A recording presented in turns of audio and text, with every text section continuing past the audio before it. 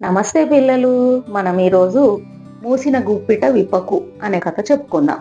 రహస్యాలు ఎవరికి పడితే వాళ్లకు చెప్పొద్దు అని ఈ కథ ఉద్దేశం. ఒకప్పుడు ఒక ఊర్లో కుక్క, పిల్లి, ఎలుక స్నేహితులు. కుక్క ఒక మనిషి దగ్గర ఉండేది. ఆ మనిషికి వేటలో సహాయం చేసేది. అతడు కూడా ఆ కుక్కను మంచిగా కన్నబిడ్డలాగా చూసుకునేవాడు. ఆ ఇంటికి కాపలా కూడా కాసేది. రాత్రిపూట ఆ ఇంటి ముందు కుక్క ఉంటే పిల్లి, ఎలుక కూడా ఆ కుక్కతో చేరి చక్కగా ఆడుకునేవి, ముచ్చట్లు పెట్టేవి. ఆ విధంగా చాలా సంతోషంగా ఉండేది. ఒకసారి మనిషి తన భార్య అంటే తనకు చాలా ఇష్టం, ఆమె కోసం ఏదైనా అపురూపమైన కానుక చేయాలి అనుకున్నాడు.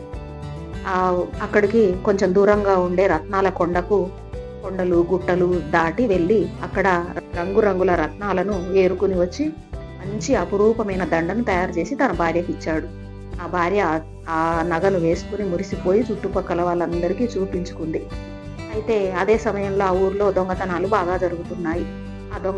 ఎవడైనా దొంగ వచ్చి ఆ నగను ఎత్తుకుపోతాడు అనే ఉద్దేశంతో మనిషి ఒక చెట్టు కింద గుంత తీసి ఆ నగను దాచిపెట్టాడు. కుక్కకు చెప్పాడు, దీన్ని జాగ్రత్తగా చూస్తూ ఉండు, ఎవరూ తీయకుండా అని.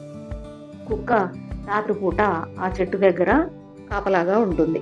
పిల్లి, ఎలుక వచ్చి ఆడుకుందాం రా అంటే వద్దు, మనం ముచ్చట్లు పెట్టుకుందాము అని అన్నది. ఎప్పుడు చలాకీగా తిరిగే కుక్క నిశ్శబ్దంగా ఒక దగ్గర ఉండే వరకు పిల్లికి అనుమానం వచ్చి, ఎందుకు మిత్రమా అలా ఉన్నావు, నువ్వేదో దాస్తున్నావు మా దగ్గర, మా మీదొట్టే అని అన్నది.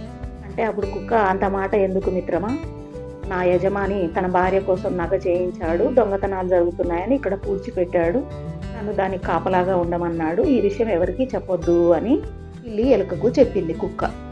మరుసటి రోజు కుక్క బాగా అలసిపోయి ఆ రాత్రి నిద్రపోయింది. పిల్లి, ఎలుక ఉన్నాయి కదా, ఆ పిల్లి అన్నది ఎలుకతో, మనము కుక్క చెప్పిన ఆ గుంతలో ఉన్న నగ చూడాలని నాకుంది మిత్రమా, మనం తీద్దామా అంటే ఎలుక వద్దన్నది. ఏదైనా అనుకోకూడదు జరిగితే మాట పోతుంది, వద్దు అంటే పిల్లి వినలే.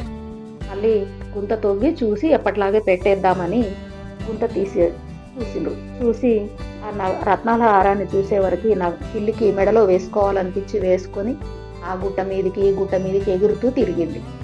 పొరపాటున ఆ నగ ఊడి గడ్డిలో పడిపోయింది. ఎంత వెతికినా దొరకలేదు. మళ్ళీ ఏమీ తెలియనట్టుగానే ఆ గుంత పూడ్చి కుక్కతో ఏ విషయమూ చెప్పవు పిల్లి, ఎలుక. 4 రోజులు గడిచిపోయాయి. యజమాని తన భార్యకు ఆ నగ ఇద్దామని వచ్చి గుంత తవ్వి చూస్తే లేదు.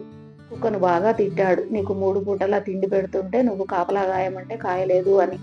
కుక్క చాలా బాధపడింది. అయ్యో, నేను ఇక్కడే ఉన్నాను కదా, అలా ఎలా దొంగతనం జరిగింది అని చాలా బాధపడి ఏడ్చి ఒక పాడుబడ్డ బావిలో దొనకబోయింది. అప్పుడు ఎలుక వచ్చి చెప్పింది, ఇది పిల్లి పని అని.